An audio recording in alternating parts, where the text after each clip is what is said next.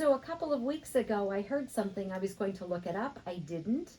My assumption is it's probably true, given what was released in the news today. I'm recording this on Sunday, September 21st. It will not air today, of course, but it'll air in a few days. And what was released today in the news is related to what I hadn't looked up a couple of weeks ago. So a couple of weeks ago, I heard that the president of France, Emmanuel Macron, that he recognized Palestine. And I thought, I have to look this up. We have to do a video on it. I didn't. But then I heard today that both UK and Canada are recognizing Palestine.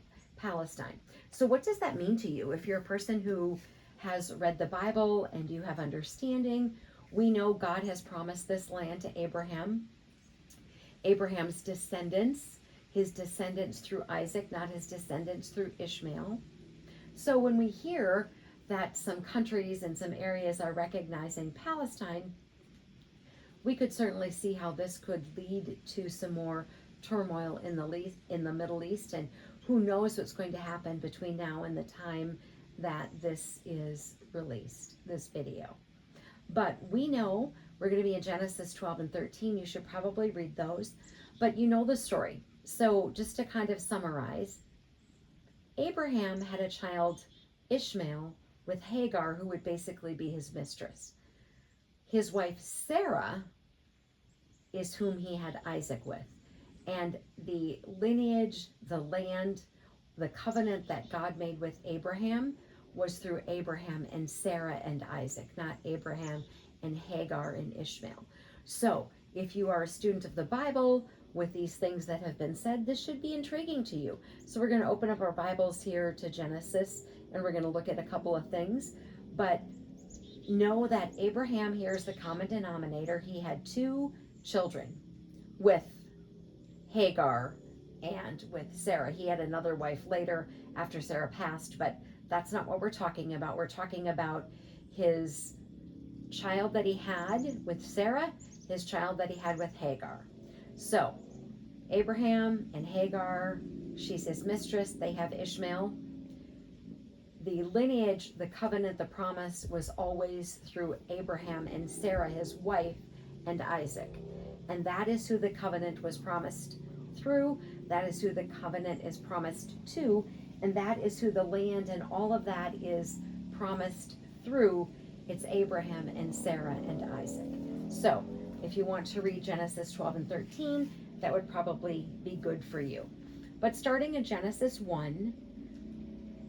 verse 1 of chapter 12, here's what it said. Now God said to Abram, he wasn't Abraham yet, he was Abram, get out from your country, from your family, and from your father's house to a land I will show you. I will make you a great nation. I will bless you. I will make your name great, and you shall be a blessing. I will bless those who bless you. I will curse him who curses you, and you and all the families of the earth shall be blessed. So we know that the Lord leaves, right? And then the Lord appears to Abram. Abram builds an altar, etc. And we're not going to look any more into that, but we know that Abram will inherit Canaan. Lot, his nephew, is going to take another piece of land, etc. But the point is that the covenant that God has promised to Abraham was through Abraham and Sarah and Isaac, and is through that covenant that God had promised the land for his descendants. It wasn't given to me. It was given to the lineage of Abraham and Sarah and Isaac. That is who God made his covenant with. Abraham was Jewish.